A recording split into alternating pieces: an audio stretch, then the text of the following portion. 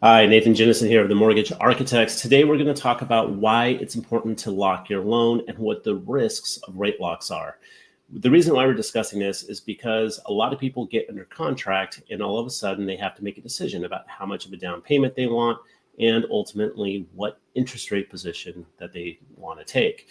Now, this feels like a really big decision, and in some ways it is. And what happens is that you don't want to make the wrong decision because you're going to have this loan for years, and it's a big expenditure. You want to make sure that you are not overspending and that you're saving money and that you're making a smart decision.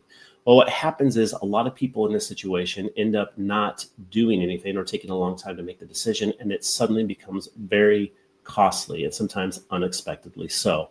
And that's why we want to walk you through this. All right, so first off, we're going to take a look at this. This is mortgage-backed securities. So this is mortgage bonds. They trade much the way that stocks do. And the reason why I'm showing you this is because this is what lenders price their interest rates on every given day.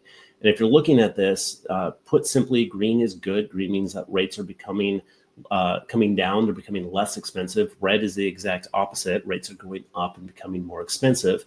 And if you're looking at these marks, some of those days are showing really large movements. They're large candlesticks. That is a very volatile day in which interest rates are changing multiple times over the course of that day.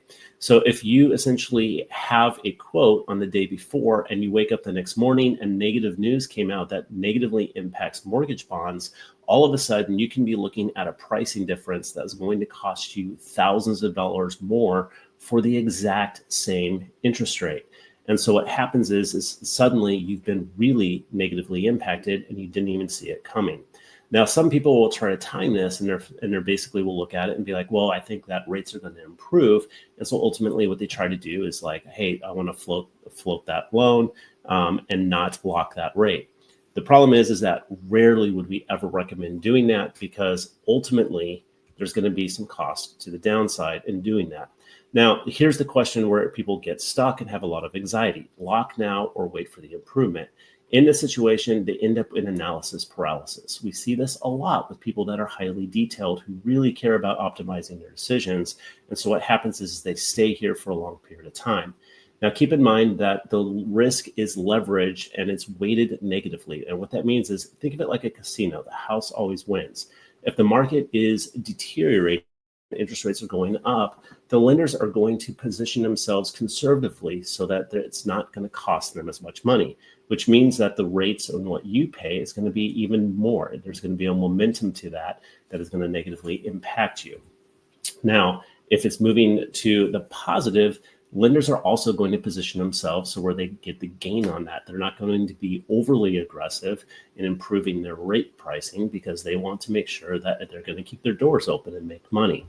Now, there's ways to mitigate the improvement. If you happen to lock on a day that was a not a great position and the next day it's way, way better, then as long as we have enough time, we can actually take your loan and go to a different lender. This is one of the benefits of working with an independent broker that has over 50 lenders in their portfolio.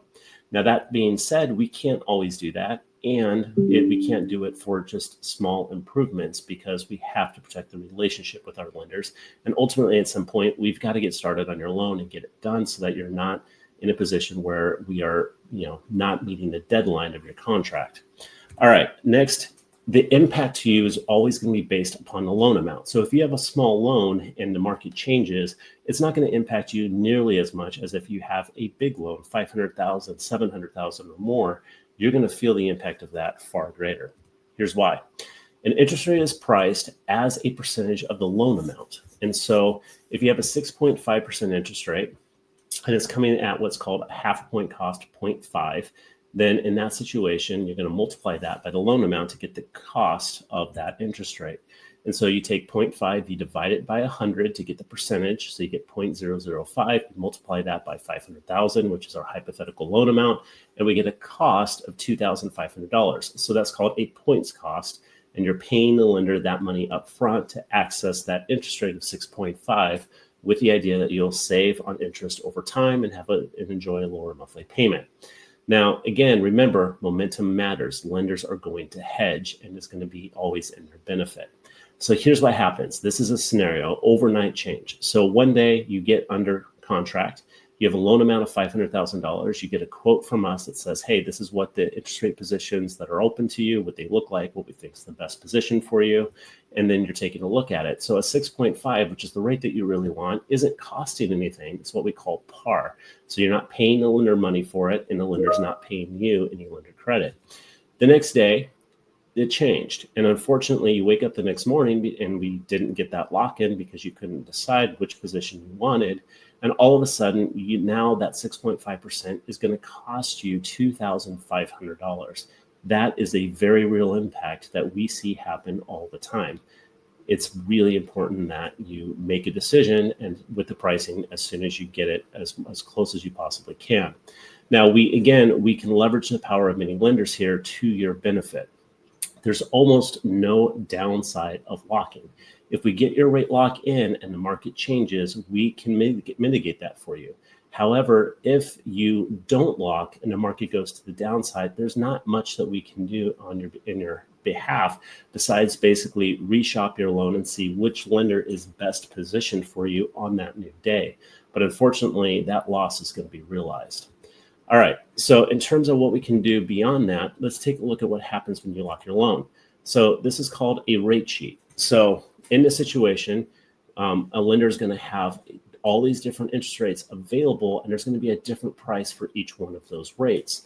And so when we lock your loan, we are locking that entire rate sheet. So what that means is if you lock at 6.5% and you later change your mind and decide that you actually want to go a little bit higher, or maybe you want to go a little bit lower, you can actually make that change up to about a week before closing based upon the pricing of when you actually locked. And so we would come back to this rate sheet and basically just take a look at which interest rate you want, and that new pricing would take effect with that lender. So when you're thinking about this, here's what I really want you to understand. If you are risking something that's important to you, in this case, making a good financial decision and safeguarding the money that you have, and you are risking that for something that is unimportant to you, it just doesn't make sense. So if you are ultimately trying to mitigate risk, choose a rate position right away. Do not wait for that to roll over to the next day because you have no idea what that next day has in store. And any news that shows up on that day can negatively impact the market and suddenly cost you a whole lot of money.